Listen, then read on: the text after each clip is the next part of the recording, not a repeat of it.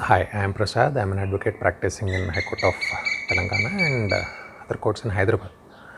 So today I am going to share with you the remedy what the complainant has in a check bounce case when the accused decides not to pay compensation.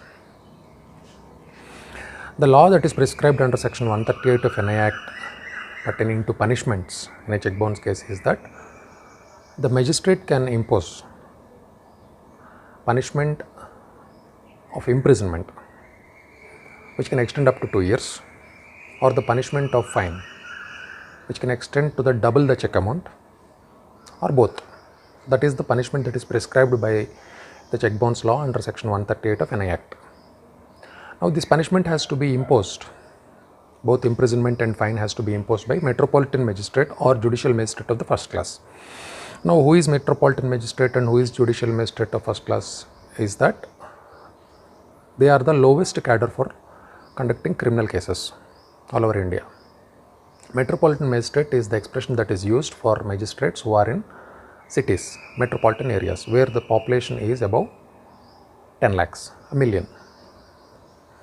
Judicial magistrate of first class is the expression that is used in districts where the population is less than 10 lakhs. So that is the difference between judicial magistrate of first class and metropolitan magistrate. And the powers of judicial magistrate of first class is that he can impose a punishment of 3 years and a fine of 10,000 or both. That is under section 29 of CRPC. Now generally the check amounts are about 10,000. In those circumstances, what is the remedy that is available to the magistrate? Because magistrate has to serve the ends of the justice. So what is the remedy that is available to the magistrate is that magistrate can resort to section 357 of Criminal Procedure Code, which speaks about compensation.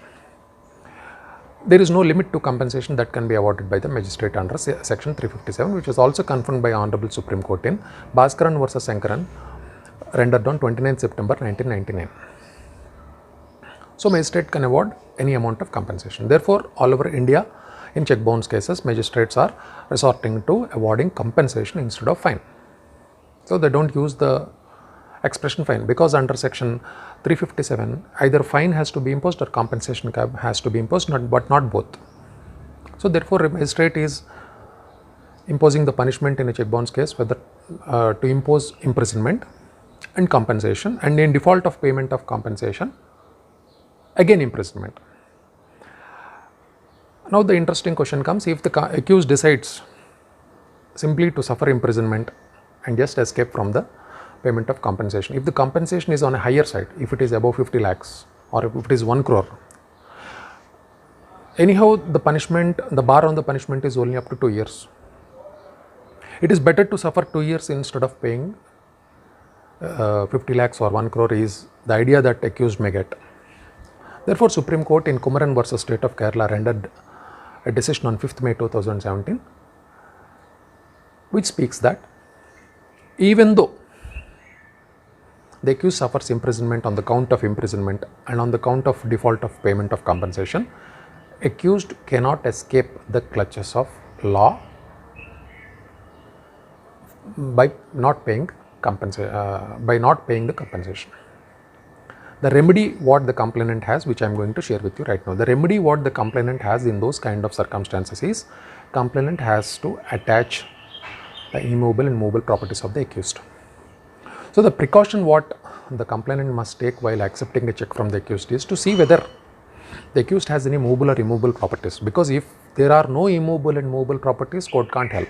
Simply he suffers imprisonment on the count of imprisonment, on the count of default of compensation, and there the matter ends. So be very careful while accepting checks from the accused and take a undertaking if necessary that he has so and so properties, movable and immovable in his name. Otherwise you can't go against the accused other than imprisonment. And if such is the case, if he borrows huge amounts from the complainant and prefers to choose imprisonment instead of paying the compensation, then complainant has no other remedy. So through this video I am addressing both the accused and the complainants to be very careful, because the law never left any option for accused, if at all accused thinks of suffering imprisonment by not paying compensation. and for the complainant who has to be very careful while accepting checks from the accused. Thank you. Thanks for watching. Bye bye.